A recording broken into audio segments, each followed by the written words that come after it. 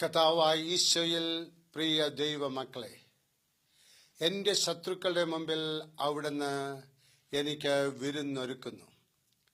എൻ്റെ ശിരസ് തൈലം കൊണ്ട് അഭിഷേകം ചെയ്യുന്നു. എൻ്റെ പാനപാത്രം കവിഞ്ഞൊഴുകുന്നു. സങ്കീർത്തനം 23:5. ദൈവഭയത്തിലും നല്ല മനസാക്ഷിക്കനുസരണമായും ജീവിക്കുന്നവർക്ക് ശത്രുക്കൾ ഉണ്ടാകയില്ല എന്ന ധാരണ ശരിയല്ല. സങ്കീർത്തകന് ശത്രുക്കൾ ഉണ്ട് എന്ന് ഇവിടെ പറയുന്നു. ദൈവശബ്ദം ശ്രവിച്ച് അതിനനുസരണമായി ജീവിക്കുവാൻ ശ്രമിക്കുന്നവർക്ക് ശത്രുക്കൾ ഉണ്ടാകും. സ്വന്തമായി അഭിപ്രായമൊന്നും ഇല്ലാത്തവർക്കും മാത്രമേ ശത്രുക്കൾ ഇല്ലാതിരിക്കൂ.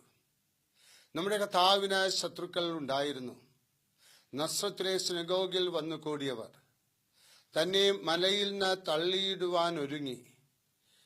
ഫരിസേയരും സദുക്യരും പുരോഹിതന്മാരും മാത്രമല്ല, സ്വന്തം സഹോദരങ്ങൾ പോലും ശത്രുക്കളായിരുന്നു.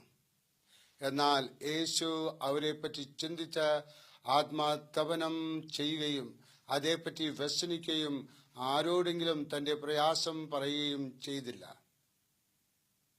തന്റെ പ്രവർത്തനത്തിൽ മാത്രം ശ്രദ്ധിച്ച് അതിൽ വ്യാപൃതനായിരുന്നു. ശത്രുക്കളെ ഇല്ലാതാക്കുകയല്ല, അവരുടെ മുമ്പിൽ ദൈവം നമുക്കായി മേശ ഒരുക്കുകയാണ് ചെയ്യുന്നത്. നീതിമാന് വിരോധമായി ദുഷ്ടന്മാർ കൂട്ടുകൂടുന്നു, എങ്കിലും യഹോവ അവന് അഭയസ്ഥാനമേകുന്നു. എങ്കിലും യഹോവ എന്നെ ചേർത്തുകൊള്ളും. യഹോവ തന്റെ ഭക്തന്മാരെ രക്ഷിക്കുന്നു. തന്നെ ശരണമാക്കുന്ന ഏവർക്കും അവൻ പരിചയാകുന്നു. എന്നീ വചനങ്ങൾ ശത്രുക്കളില്ലാത്ത ജീവിതത്തെയല്ല, ശത്രുക്കളുടെ ഇടയിലുള്ള ആപത്തുകളേശാതെ നടത്തുന്ന ദൈവത്തെയാണ് ചൂണ്ടിക്കാണിക്കുന്നത്.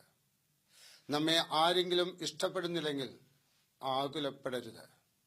ശത്രുക്കൾ വർദ്ധിച്ചാൽ ഭയപ്പെടരുത്. എല്ലാവരെയും തൃപ്തിപ്പെടുത്തിക്കൊണ്ട് ജീവിക്കാമെന്ന് വ്യാമോഹിക്കുകയും അരുത്. ശത്രുക്കളുടെ മധ്യത്തിൽ ജീവിക്കുവാനുള്ള ധീരത തരണമേ എന്ന് മാത്രം പ്രാർത്ഥിക്കാം. ക്രിസ്ത്യ ജീവിതം ശത്രുക്കളില്ലാത്ത ജീവിതമല്ല. ദൈവത്തെ നോക്കി ധീരമായി ജീവിക്കുകയാണ് വേണ്ടത്. അതിനുള്ള അനുഗ്രഹം കർത്താവായ ഈശോ പരിശുദ്ധ അമ്മയിലൂടെ നമുക്ക് തരട്ടെ. IMS അമ്മ നമ്മുടെ സഹായത്തിനായി എന്നേരവും ഉണ്ടായിരിക്കട്ടെ. ആമീൻ.